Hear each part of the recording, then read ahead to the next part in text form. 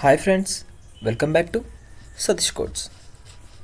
నేను మీకు ఆల్రెడీ నిన్న చెప్పా ఈరోజు నుంచి యాక్చువల్ కంటెంట్ స్టార్ట్ చేస్తా అని.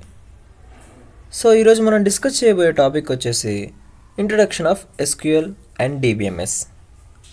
సో ఇంక ఏమాత్రం లేట్ చేయకుండా వీడియోలోకి అయితే వెళ్ళిపోదామా?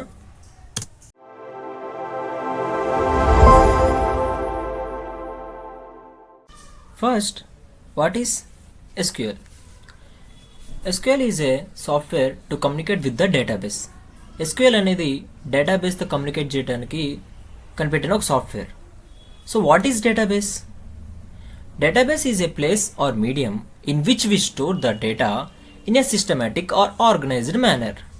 అంటే ఒక ప్లేస్ ఆర్ మీడియంలో డేటాని ఎక్కడైతే స్టోర్ చేస్తామో దాన్నే డేటాబేస్ అంటారు. అసలు డేటా అంటే ఏంటి? What is data?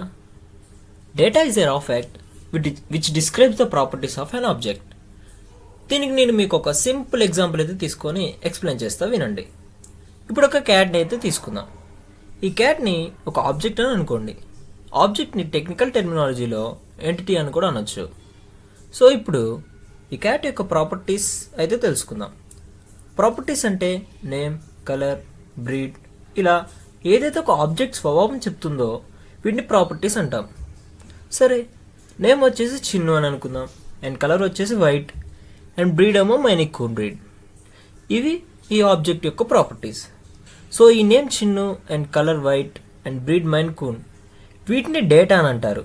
సో దీని అర్థం ఏంటంటే డేటా అనేది ఆ ఆబ్జెక్ట్ యొక్క ప్రాపర్టీస్ని డిస్క్రైబ్ చేస్తుంది ఆర్ వాటి గురించి సమ్ ఇన్ఫర్మేషన్ ఇస్తుంది.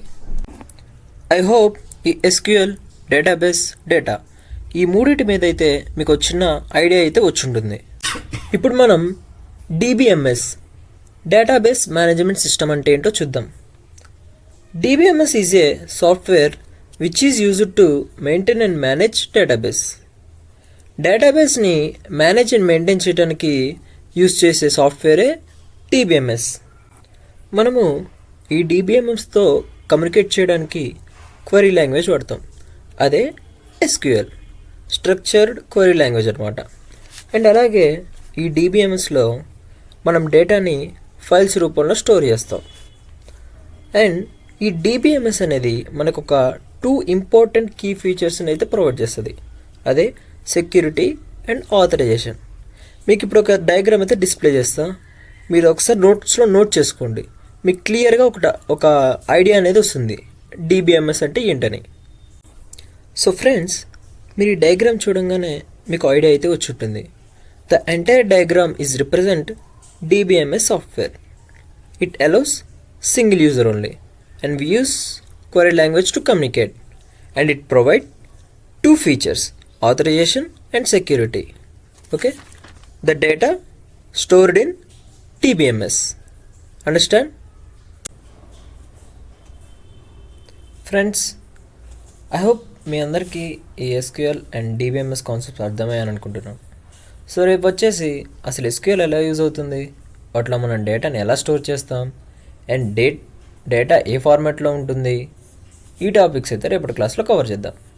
ఇంకా ఎవరైనా సబ్స్క్రైబ్ చేసుకోకపోతే సబ్స్క్రైబ్ చేసుకొని బెల్ ఐకాన్ ఆన్లో పెట్టుకోండి. నేను పెట్టే ప్రతి క్లాస్ మీకు నోటిఫికేషన్ వస్తుంది. ఓకేనా?